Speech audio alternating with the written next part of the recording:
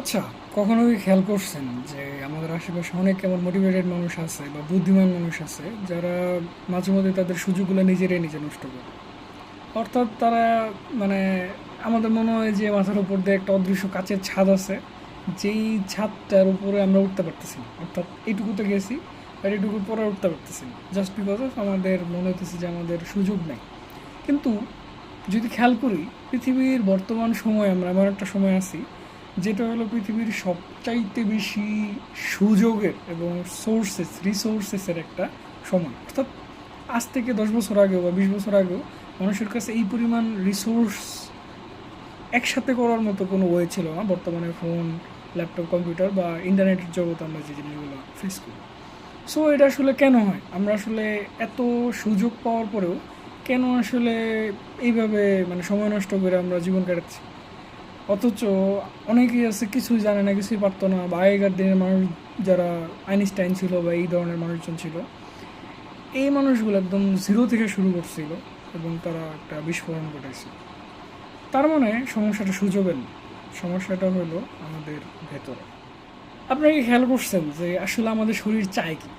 আমাদের শরীর চায় এমন একটা কমফোর্ট বা এমন একটা শান্তি যেটা আমরা বিভিন্ন কাজ করার মাধ্যমে অথবা কাজ না করার মাধ্যমে পাই থাকি।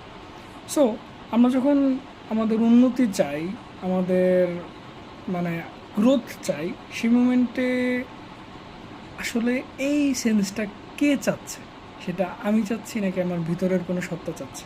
এই একটা প্রশ্ন আমাদের মাথায় কখনোই আসে না, আমরা আসতে দেই না। যে আমরা কেন আসলে উন্নত হইতে চাই, what's the trigger that we want to be a successful person? অবশ্যই আমাদের আশেপাশে এনভায়রনমেন্ট।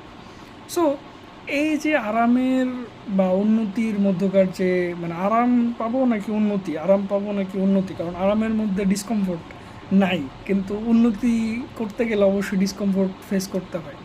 এই যে যুদ্ধ, এইটাই আমাদেরকে হলো আটকায় রাখে।